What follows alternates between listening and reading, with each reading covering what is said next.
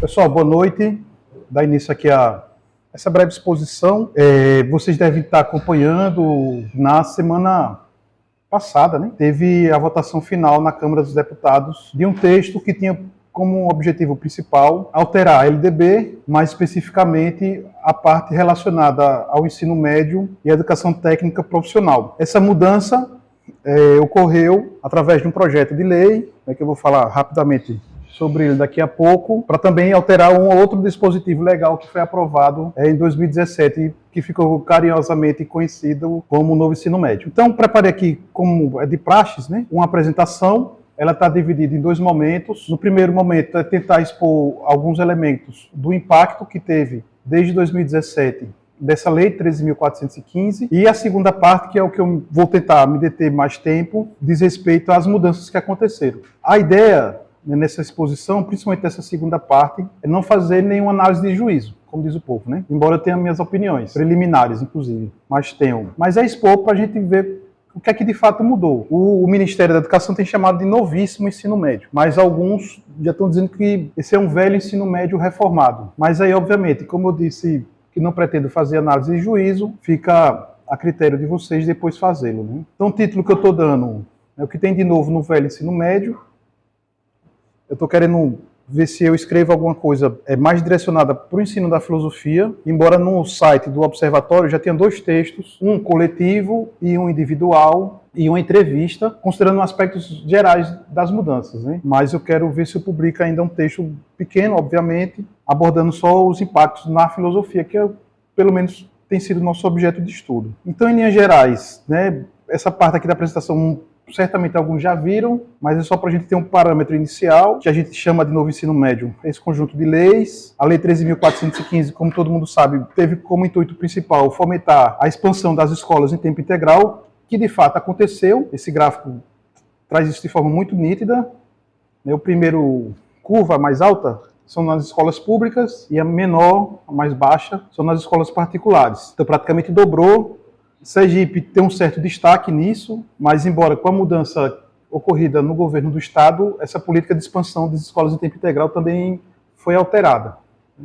Então, para vocês terem ideia, no último ano do ex-governador, né, de Belivaldo Chagas, Sergipe chegou a ocupar a 4ª colocação nacional em número de matrículas proporcionais em escolas em tempo integral. Já no primeiro ano do atual governador, Sergipe já caiu para 5º lugar nacional. E segundo informações, aí a gente vai verificar isso só ano que vem, de forma mais empírica, é de que esse ano só apenas uma escola vai ter o processo de escola em tempo integral registrado. O currículo, né, como vocês também sabem, uma parte dele, 60% para a formação geral básica, que a gente carinhosamente conhece como BNCC, e os outros 40% para os itinerários formativos, né, que reforçam as áreas de conhecimento da formação geral básica e acrescenta a formação técnico-profissional. No caso das ciências humanas, que é onde, em tese, transita conhecimentos de filosofia, é porque não tem disciplina, né, como vocês sabem, são 6 competências específicas contidas na BNCC e 32 habilidades que visam, de alguma forma, integrar de forma interdisciplinar os conteúdos da área de humanas. E fazendo um recorte mais específico para a área da filosofia, analisando essas 32 habilidades da área de humanas, as grandes áreas, considerando as grandes áreas, né, que são aquelas contidas nas diretrizes curriculares para a formação de professores de filosofia, o quadro ficou mais ou menos dividido dessa forma, né? Uma concentração muito alta em habilidades que mobilizam conteúdos de ética e filosofia política, depois epistemologia, uma de estética, nenhuma de lógica, 5 habilidades do campo da metafísica, e tem 2 que nós identificamos no observatório que não se aplica nenhum conhecimento de filosofia, porque são questões muito específicas da geografia. Teria que ter uma boa vontade muito grande para poder enquadrar. E ultimamente é o que eu menos tenho tido. O livro didático também foi alterado. Aqui em Sergipe foi feito, pelo menos oficialmente, uma consulta. No caso do livro de humanas, não tem mais livro de disciplinas, tem livro por áreas de conhecimento, então seria a área de humanas, e foi escolhido 2 livros para todos os professores e professoras utilizarem em sala de aula. Matheus fez um estudo bem detalhado, uma parte desse estudo já está no site nosso e outra parte, acho que até o final do ano vai ser publicado em formato de artigo. Até porque o PNLD 25, 28 já está no circuito, né? Já está na área, pelo menos o edital provisório, e já houve uma mudança substancial em relação ao que está em vigor. Os livros voltarão a ser por disciplina. Pelo menos é o que está na proposta do edital. O edital ainda não foi publicado oficialmente. E as questões relacionadas à avaliação. A implantação também foi uma implantação que aconteceu conforme era previsto lá em 2016, 2017, que aumentou a desigualdade entre os estados e dentro dos estados no que se refere à oferta do ensino médio. Desigualdades relacionadas à infraestrutura, a corpo docente e à distribuição dos conteúdos. Porque como o ensino médio atual, 60% é da formação geral básica comum, ou seja, aquele que vai estar, em tese, ficando o país inteiro, né, as redes, tanto pública como particular, dos 27 estados, os itinerários formativos, eles são condicionados às legislações regionais. Então, cada estado faz o que acha legal, o que é mais conveniente para os seus propósitos. Então, o que é estudado aqui pelos meninos em Sergipe, não é em Alagoas, e até mesmo dentro do próprio estado, né?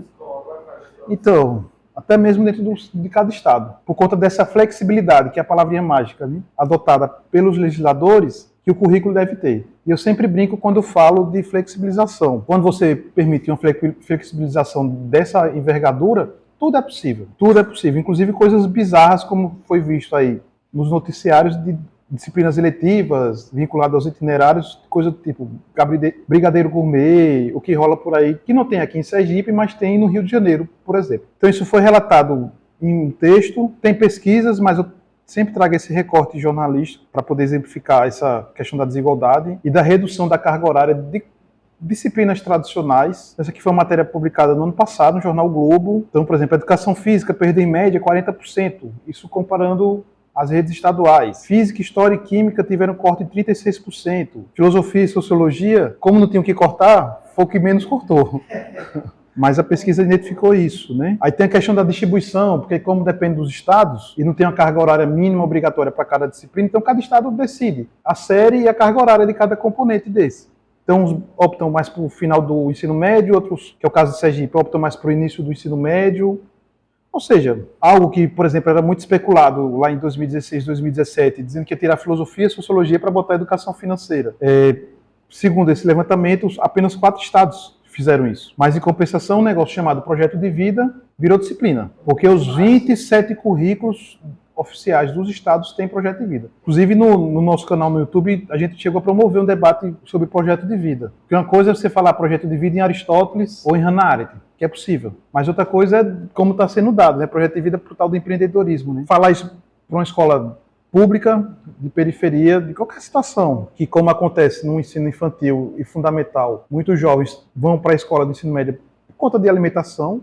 Como é que você vai ter projeto de vida? Projeto de vida é o cara viver, né? Mas ainda relatando essa questão das desigualdades, um outro texto da Folha de São Paulo viu a oferta dos itinerários por estado, aí juntando as 4 áreas. É um pouco o que revela esse gráfico do mapa do Brasil. Muitos estados não conseguiram cumprir o que foi prometido. Então, desigualdade geral. Se o ensino já promovia algum tipo de desigualdade, com o chamado novo ensino médio, isso se aprofundou. Aqui o currículo daqui da rede de Sergipe, do referencial do Sergipe. Então, essa parte cinza aqui é dedicado a essa questão dos itinerários, da parte flexível. E vocês observem que o terceiro ano, que em tese, o colégio... Em tese não, que na prática o colégio particular usa como cursinho, na rede pública não tem conteúdos científicos. E assim, nesse processo de implantação do novo ensino médio, mais especificamente do ano passado para cá, com a mudança dos governos estaduais, houve uma pressão para a redução do que já era pequeno da carga horária de filosofia e sociologia. 2 estados, em particular, reduziram a carga horária. São Paulo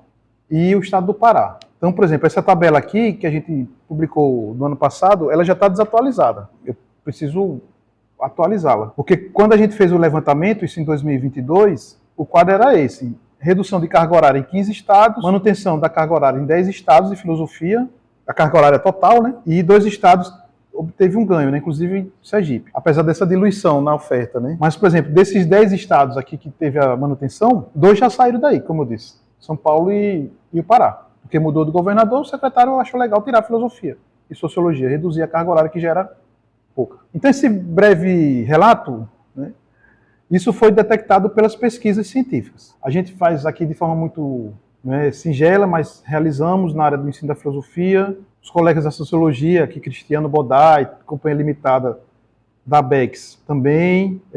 Hoje nós estamos vinculados a um grupo de pesquisa nacional, que além da gente da filosofia, tem colegas da sociologia, da história e da geografia, para fazer uma pesquisa nacional, para ver o impacto do novo ensino médio na área de humanas. O projeto hoje esse sediado lá na Federal do Mato Grosso do Sul. Então, assim, porque já teve muitas pesquisas e ainda outras podem ser feitas, né, para fazer esse diagnóstico, ou confirmar as especulações apresentadas em 2016 e entre 2016 e 2017. Até aqui, tranquilo? Que eu fiz mais uma narrativa, né? Com a vitória do atual presidente do país, criou-se a expectativa de que uma campanha chamada Revoga Novo Ensino Médio, ou Revoga NEM, fosse materializada no dia 1º de janeiro de 2023. Isso não aconteceu. O que foi que ocorreu? Ocorreu uma pesquisa promovida pelo Ministério da Educação, uma consulta, para ser mais preciso com o termo, né? Um pouco antes da divulgação dessa consulta, o calendário de execução do Enem foi congelado, porque o Enem já era para sofrer alterações com base nesse novo ensino médio, já na prova desse ano, ia mudar o formato, mas foi congelado esse cronograma e foi estabelecida essa comissão responsável por promover essa consulta nacional. E como já era de esperar, uma rejeição completa em relação às mudanças promovidas pelo novo ensino médio. Então esse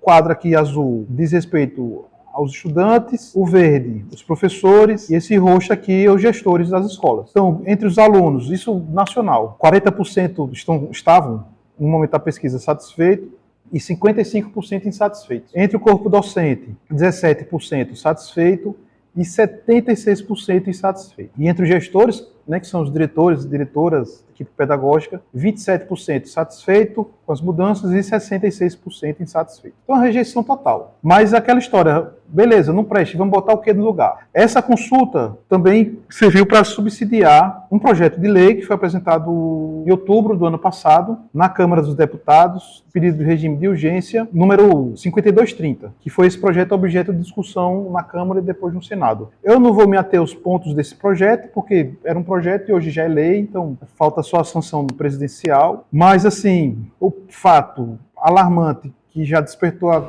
atenção de muita gente é que na Câmara dos Deputados, a presidência da Câmara, no ato de designar o relator do projeto, designou o ministro da Educação de Temer, que fez a reforma do novo ensino médio, que é o atual deputado Mendonça Filho. É como se pedisse para, sei lá, o pai da ideia fazer uma relatoria para mudar a ideia, que ele mesmo criou. Óbvio que ele não mudou. E foi isso que apareceu no primeiro relatório, na Câmara dos Deputados. Ele pegou todo o projeto de lei que foi construído a partir das respostas da consulta, deletou e apresentou um relatório que, na prática, mantinha a Lei 13.415, a que foi aprovada na época que ele era ministro. E, para surpresa de ninguém ou de muitas pessoas, esse projeto, quando foi aprovado no início desse ano, contou com o apoio do Ministério da Educação, através da liderança do governo na Câmara. Eu demorei para acreditar nisso, porque se esperava uma mudança da água para o vinho, como diz a história, né? Então está aí a frase do atual ministro da Educação, Camilo Santana, agradecendo aos parlamentares pela sensibilidade da aprovação do PL. Esse projeto foi para o Senado, enquanto o rito processual na Câmara foi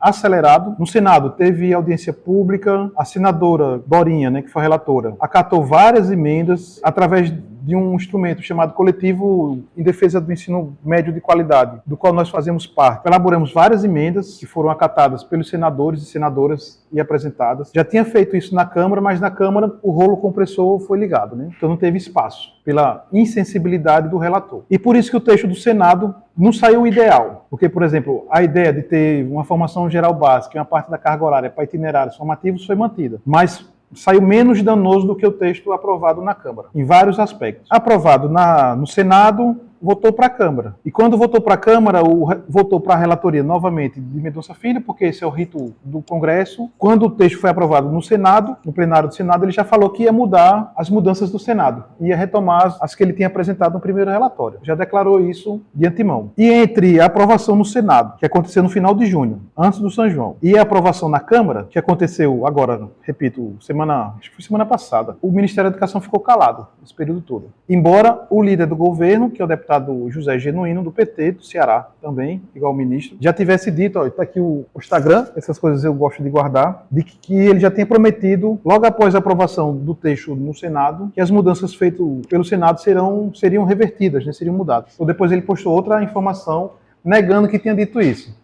Mas aí já era tarde, né? O print já tinha rolado, né? Então o texto foi aprovado, como eu disse, na Câmara, que é esse que eu vou fazer a comparação agora, daqui a pouco. Mas veja quem comemorou. O ministro da Educação, mais uma vez, depois do silêncio esplêndido, e a presidenta da ONG chamada Todos pela Educação. Foram as únicas pessoas, além de Mendonça Filho, foram as únicas pessoas que comemoraram. E nos últimos dias, nós já temos visto a manifestação tanto do Ministério da Educação como do CONSED, que é o Conselho Nacional dos Secretários de Educação, dizendo que já estão trabalhando para a implantação das mudanças, né? Porque foi feito um cronograma, está na lei, então esse segundo semestre, além de alguns dispositivos que precisam ser alterados na BNCC, mas principalmente na Diretrizes Curriculares Nacionais, via CNE, Conselho Nacional da Educação, precisam ser feitos. E os estados devem também, a partir dessas modificações, que eu vou comentar uma delas daqui a pouco, fazer as suas adaptações. Então essa reunião aqui do CONSED foi essa semana, mas aqui está o digníssimo secretário de Educação de Sergipe. O vídeo dele no YouTube diz muita coisa e não diz nada, se vocês tiverem curiosidade. E eu trouxe um videozinho do ministro da Educação para mostrar.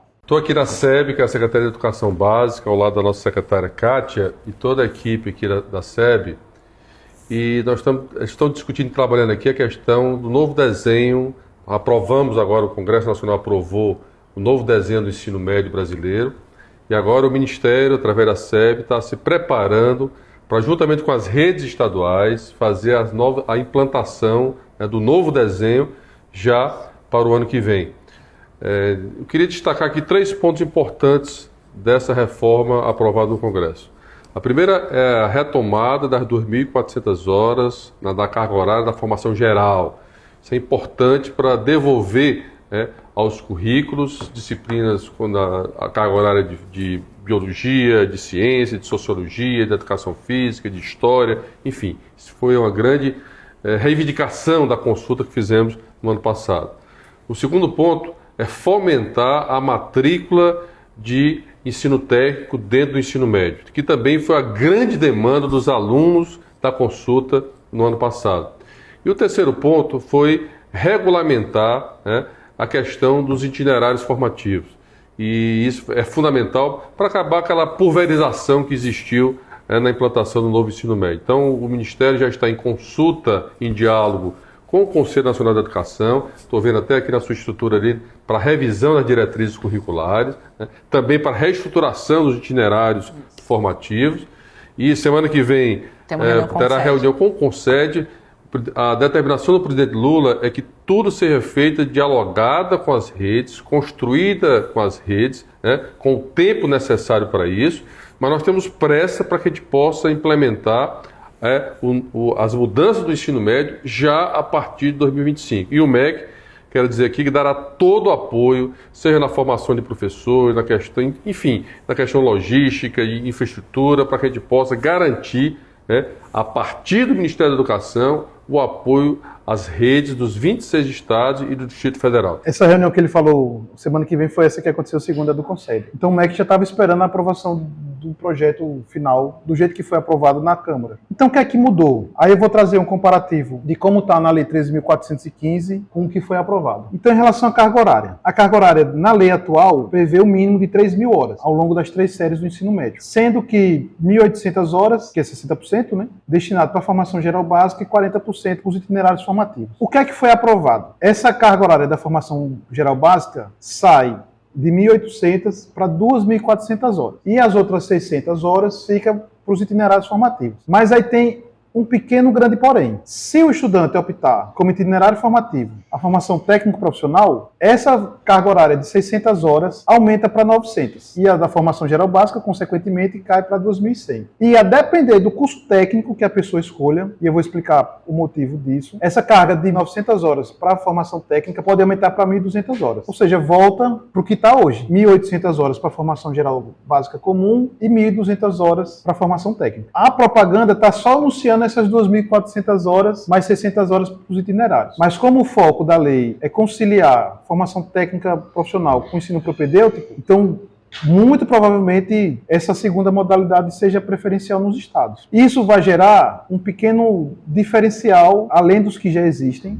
adicional, porque você vai ter um aluno com a carga horária para a formação geral básica de 2.400 horas e outro percentual com 2.100, podendo reduzir para 1.800 horas. Ou seja, você vai ter o que na literatura chama-se de uma oferta dualista. Os mais antigos devem lembrar, ou por experiência ou por ter visto em algum livro de História da Educação, que a LDB de 1971 diferenciava o ensino médio em dois blocos. O ensino científico, que era vocacionado para fazer o vestibular, e o ensino técnico. Aí você tinha técnico contábeis, administração, normal, escola normal, para quem fez pedagogia, química, enfim. O receio é de que essa experiência volte. Tem gente que afirma. Então essa é a primeira e talvez a principal modificação. O arranjo curricular foi mantido, dividido, considerando essa carga horária, em formação geral básica e itinerários formativos. Uma parte que nos interessa, não que os outros não tenham o mesmo interesse. Questão dos conteúdos científicos, que são aqueles que compõem a formação geral básica. Na lei atual, há a descrição das áreas do conhecimento, né? Linguagens, matemática, ciências da natureza e ciências humanas. Na legislação atual, o que aconteceu? A descrição de cada componente dessas áreas. Mas tem a palavrinha mágica que as pessoas estão confundindo ela com obrigatoriedade, que é o termo integrado. Muitas pessoas estão dizendo que, inclusive o ministro da Educação, vocês viram no vídeo, que componentes históricos ganharam o status de ou de obrigatoriedade. E na lei não tem essa palavra. Então, por exemplo, linguagem e suas tecnologias. Aí tem integrada por língua portuguesa e suas literaturas, língua inglesa, arte e educação física. O que talvez seja novo é esse item aí, ó. A BNCC, que se refere ao caput deste artigo, deverá ser cumprida integralmente. Então, aquelas 32 habilidades específicas, habilidades da área de humanas, devem ser cumpridas integralmente. Mas nós acabamos de ver que há campos da filosofia que não estão contemplados. Volto e repito, mudou para não mudar nada, por esses dois aspectos. O que pode ter impacto é a ampliação da carga horária, para quem optar o itinerário formativo de um desses quatro aqui. Aí pode ter uma mudança na carga horária. Mas como o esforço é conciliar formação geral básica com formação profissional, então fica a suspensão, né, do juízo, né, pelo menos temporariamente, ou entra no âmbito da especulação. Então, disciplinas obrigatórias na lei atual é português e matemática, língua portuguesa e matemática. Nessa legislação agora, não tem nenhuma disciplina obrigatória, o que em certa medida é um ganho, porque antes tinha uma hierarquia, pelo fato de português e matemática ser obrigatório, então os currículos eram obrigados a inseri-los. Os outros não. Agora não tem mais esse status, mas por outro lado não tem a garantia. Foi tentado na Câmara e no Senado, como eu disse, né? Foi apresentado por deputados e senadores, e senadoras, deputadas, onde aparece aqui cumprido integralmente, que é o que estava no projeto original, a gente tentou mudar para cumprida obrigatoriamente. E ainda botou um inciso, né, que a carga horária da formação geral básica fosse distribuída de forma equilibrada, para não ter matemática e biologia e português com 5 horas e filosofia, sociologia e artes com 1 hora, como acontece hoje. Mas nem no Senado, nem na Câmara essa proposta foi incorporada pelos relatores. E isso diz respeito a gente, né, da filosofia. Na legislação atual, classifica filosofia, sociologia, arte e educação física em estudos e práticas, que até hoje é um negócio que eu não faço a menor ideia para onde é que vai.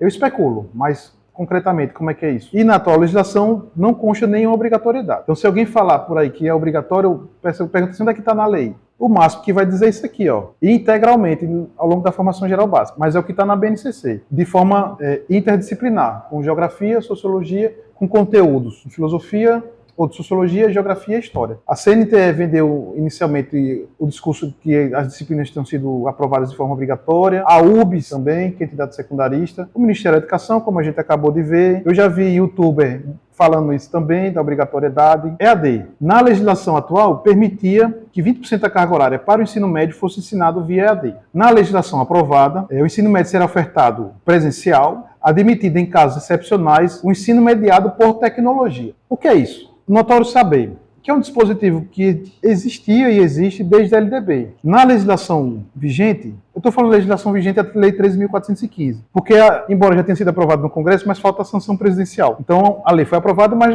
não é lei ainda, né? Porque sem a caneta do presidente. Então, na legislação atual, fala que os profissionais com notório saber é conhecido pelos sistemas de ensino, ou seja, regulamentado, para ministrar conteúdos de áreas afins à sua formação ou experiência profissional, atestado por algum título específico ou prática. O argumento é de que isso aqui é muito válido para cursos técnicos. E, de fato, não deixa de ter a sua razão. Mas tentou amarrar, digamos assim, para não ficar frouxo, como diz a história, né? Então, o texto que foi aprovado professores com notório saber reconhecido pelos respectivos sistemas de ensino para ministrar conteúdos de áreas afins, atestado por titulação específica ou prática e ensino em unidades educacionais da rede pública ou privada ou corporações, ou seja, não mudou nada, manteve do jeito que está. Foi tentado no Senado e foi rejeitado pela Câmara que fosse específico para o ensino técnico e que o professor com notório saber tivesse, pelo menos no caso da titulação, tivesse a graduação. Aí a Câmara retirou isso. Aí chegou a ser aprovado no Senado, porque aí você amarrava mais ainda, né? Delimitava o leque do notório saber. Você, como eu sempre digo, você não tem licenciatura em saneamento ambiental, que é um dos cursos que tem no IFES. Você tem que pegar um engenheiro ou um engenheiro para ensinar, com formação pedagógica. Outro tema que esse é espinhosíssimo para o Brasil, para a realidade brasileira, que a gente está chamando de desescolarização do currículo. Na lei em vigor, fica a critério dos sistemas a oferta de formação com ênfase técnico profissional, desde que considere a inclusão de vivências e práticas de trabalho no setor produtivo ou em ambientes de simulação, estabelecendo parcerias e fazendo, quando aplicável, instrumentos estabelecidos pela legislação sobre a aprendizagem profissional. A lei que foi aprovada para fins de cumprimento das exigências curriculares do ensino médio em regime de tempo integral, excepcionalmente, os sistemas de ensino poderão reconhecer aprendizagens e competências. Repete. No Senado foi retirado isso, porque tanto na lei em vigor como na que foi aprovada, permite que práticas do tipo jovem aprendiz, que pega lá os meninos de 14, 15 e 16 anos, que realiza alguma atividade remunerada e profissional em algum estabelecimento comercial ou empresarial, que essa carga horária dessa atividade seja utilizada para substituir os conteúdos da escola. Repito, no Senado, o texto que foi aprovado no Senado retirava essa possibilidade. Então, em vez de estudar disciplinas, o jovem aprendiz vai ter o mesmo poder de carga horária que as disciplinas tradicionais. Por isso que a gente está chamando de desescolarização.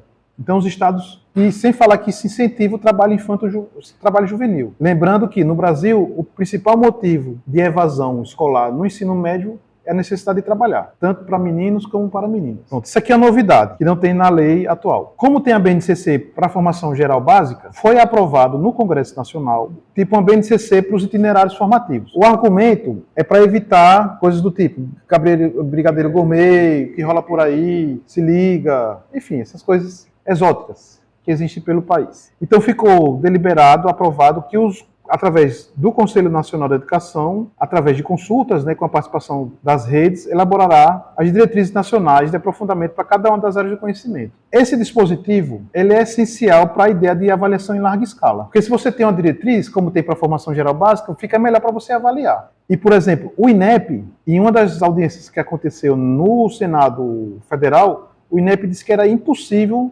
era caro e difícil, mas era muito difícil você realizar uma avaliação para medir isso aqui. Porque cada estado vai estabelecer os seus, mesmo com essas diretrizes nacionais, mas cada estado vai definir. Então como é que você vai criar algo que cada estado tem o seu? A formação geral básica fica mais fácil, digamos assim, você fazer uma avaliação. Que essa é a ideia, a ideia do Enem. Mas com isso aqui você vai ter a possibilidade, pelo menos, é isso que especulam, de no Enem você avaliar um dia a formação geral básica e a outra os itinerários formativos. Então, se materializando, caso se materialize, você vai ter um dia no Enem para avaliar os componentes gerais, que é a mesma prova para o país inteiro, e no segundo dia, se o estudante optar pelo itinerário de humanas, ele vai fazer uma prova só de humanas. Provavelmente vai fazer cursos na área de humanas, exatas, cursos técnicos profissionais. Isso aqui foi um pleito da Todos pela Educação. E vocês viram o ministro falando, como uma das grandes vantagens da legislação aprovada, se estabelecer esse itinerário formativo, ou essa diretriz curricular nacional para os itinerários. A oferta do ensino técnico profissional, praticamente a legislação foi mantida. O que significa isso? Que além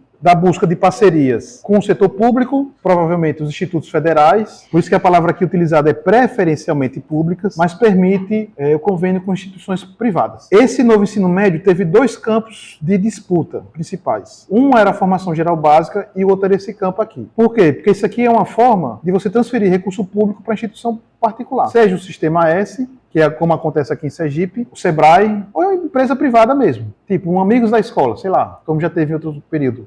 Vou contratar 1000 jovens aprendizes para trabalhar na Multiserve, no estado de Sergipe todo. Aí a carga horária dele é utilizada para terminar o ensino médio e recebe recurso público para poder pagar a bolsa do menino lá e aprender uma profissão. Que legal. O Sistema S foi fundamental para isso aqui, para que isso entrasse no papel. A reforma aprovada no Senado retirava esse caráter preferencial, botava exclusivamente. O Enem o Exame Nacional do Ensino Médio. Na Lei 13.415 não aborda nada relacionado ao Enem, mas na que foi aprovada sim. Foi o que eu acabei de dizer. O processo seletivo para ingresso ao ensino superior vai levar em consideração a BNCC, que é a Formação Geral Básica, e as diretrizes nacionais para os itinerários formativos. A política de cotas, a lei que foi aprovada interfere até na lei de cotas, que foi renovada, acho que esse ano, foi ano passado, né, recentemente. A lei 13.415 não aborda, e a lei aprovada incluiu essas coisas que só tem no Brasil, né? Pega uma lei para incluir outra que não tem nada a ver. A jabuticaba, a famosa jabuticaba. Que foi a inclusão na Lei Nacional de Cotas, como descreve aqui, ó. Estudantes que tenham cursado integralmente o ensino médio em escolas públicas, como já é hoje, ou em escolas comunitárias que atuam no âmbito da educação do campo, conveniadas com o poder público. Isso aqui não existia na Lei de Cotas. Escola comunitária não é escola pública, é escola particular e que atua no campo. Quem é na economia brasileira que tem força no campo, entidade privada que tem força no campo, para poder promover escola rural, ensino rural, educação rural? Quem é que tem? O Senar, CNA. Então não estranhe se daqui a uns dias você vê o agronegócio construindo escola nos rincões do país. E ainda vai dizer para os meninos, você tem cotas, porque criou um nicho, que não existia, mas foi criado um nicho. E, obviamente, como são escolas conveniadas com o poder público, provavelmente também vão ganhar parte, vão ser beneficiadas com parte do recurso público. O ensino noturno.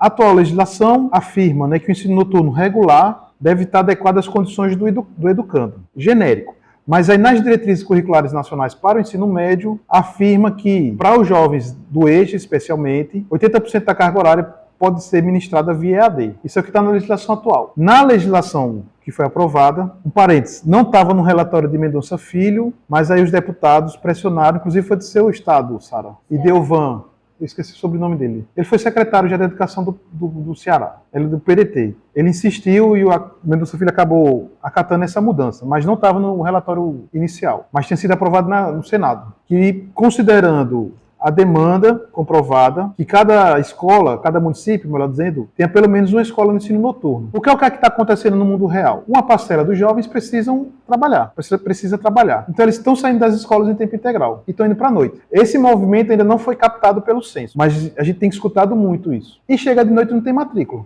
Aqui mesmo o ensino noturno foi quase abandonado na rede estadual. Bom, então essas são as medidas, né, que eu pincelei do projeto de lei. Acho que vale a pena ler, porque tem essa questão do ensino profissional, tem muitos detalhes. Mas assim, eu queria fazer duas observações antes de terminar essa parte. A primeira é em relação à carga horária. Então vejam o que significa ter um ensino médio com 1.800 horas nas 3 séries do ensino médio, com 2.100 horas, como quer Mendonça Filho, e 2.400 horas para todo mundo. Então, se você tem 1.800 horas ao longo das 3 séries do ensino médio, para a formação geral básica, isso significa 3 horas por dia. Se for 2.400 horas, é 4 horas por dia. É 1 hora a mais. Durante 5 dias, 5 horas a mais. Durante um mês, durante um ano, pode parecer pouca coisa, mas para um filho do trabalhador, da trabalhadora, é muita coisa. É pouca coisa para quem está em colégio particular, que estuda no curso FIC, esses cursinhos que tem, né, no contraturno, ou na própria escola que oferta ensino em tempo integral. Então, quando você fala em reduzir ou aumentar a carga horária, você está reduzindo ou aumentando a possibilidade de 86% dos jovens que estão no ensino médio matriculados em escolas públicas de ter mais ou menos acesso a conteúdo científico. Esse é um dado. E o outro que eu queria falar diz respeito aos cursos técnicos, ao catálogo nacional de cursos técnicos. Do jeito que está hoje, apenas 51 cursos de 215 poderão ser feitos em 900 horas. Porque, como eu disse, os cursos técnicos são 215, 51 tem 800 horas para